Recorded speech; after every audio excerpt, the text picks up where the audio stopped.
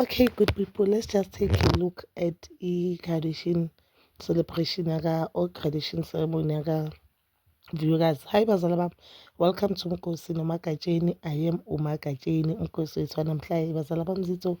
It's about the lovely viewers ngcwini guys. Viewers, the influencer, business woman, a mother, into ebalekile mother. Yini okunye futhi, hey, she's more guys, and now she has added on that list and she has gave us something to celebrate her again and something esizokhuluma ngayo, knowing so well ukuthi she's a very hardworking girl, she's a very hardworking mother guys. So she is a graduate now. She graduated in the College of Law at UNISA, and I'm so proud of her, guys. One of you guys, one woman who has showed us ukuthi you can do it without a man. If you have been watching Zingane's Temple from season 1, you know that you guys it was so very emotional, and that was, I think, the toughest decision you guys had to take for her and for Ingane Zaki. You understand? The time Bahlwana, it was not a matter ukuthi umpumelelo akasathanda umpumelelo, you understand, but it was a matter ukuthi she is choosing herself, she's choosing ingane zakhe, she's choosing her happiness and ukuzithanda nje guys. Zazi ngihlala mina ngisho and advise abanye abantu ukuthi engabe uma ungazithanda wena uzobe uthande nobani. And I always say ungathathi ubuwena bakho ubunike umfana, ungathatha yonke into unike umfana, not ubuwena bakho, but because the moment umnike ubuwena bakho uzodlala ngawo. You guys is a living evidence ukuthi, or a living proof ukuthi ungamshiya umfana onako konke, or who he thinks ukuthi unako konke ube something. Remember viewers, noMpumlelo mabahlukana, uNzulu was few months old. uNzulu this year uzoturn 3, and at that time viewers bangasebenzi, mhlambe bangakazi nokuthi she'll be working with big brands, maybe bangazi nokuthi abantu bazomthanda ngale ndlela bamthanda ngayo manje, and she'll thrive in everything. So but she proved to us as women ukuthi ungamlahla la muntu leyo ozitshela ukuthi unemali, ungamlahla phela. Remember uMpumlelo kubo banemali, babomsele kunemali and banegama eSouth Africa, and South Africa nguya ngokuthi ubani wakabani, uzalwa ubani, uzalelwe kuphi, uyenzani emhlabeni. You understand?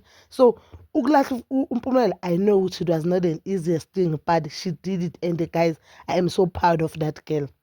She graduated 2 days back, and you could see who's happy that girl, and I love it for her and for Mhlophazi. I'll tell you why. You know, if umama kayenzi, it's easy to now. I mean, I always say, or I've noticed that abafazi abakhule mhlambe makubo, not all of them, yonke into guys, not all of them, abafazi abakhule makubo ukuthi abazali babo babekezelele into ezirong emshadweni, ngibona ngathi nabo bayakwenza. I don't know, because mina ngifika ngathi lento bokumele ukuthi usubuhlungu ungayenzi, but abafazi abakhulise mhlambe umama wakhe wadivorce babakhe azange avele next waqhubeka waba right, leyo mfazi akayisabi idivorce. Indoda mayicala imenzela into angayizwa amathayithayi, uyaphuma kuloyo mshado leyo yaqhubeka gijima abe right. But laba bahleli uzomuzwa ukuthi noma mama wahlala nami ngiyahlala, there's nothing wrong, wonke amadoda anjalo.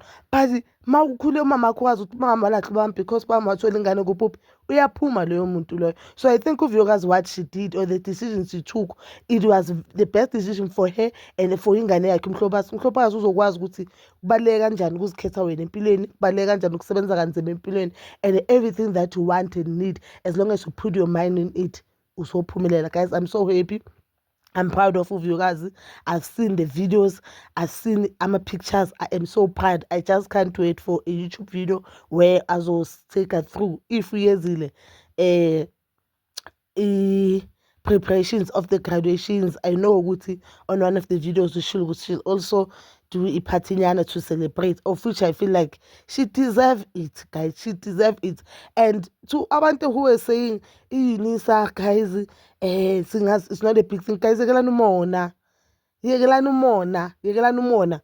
And if you go to university, you know university kunzima kanjani, or if you go wafunda kuleyo UNISA leyo, believe me, iUNISA kunzima ukufunda lapho. It's not benefits, it's not like everyone is UNISA uyaphasa. Abantu nje idiploma or idegree nyana ye4 years, abantu bayithatha 7 years lapho, kuyafailwa lapho.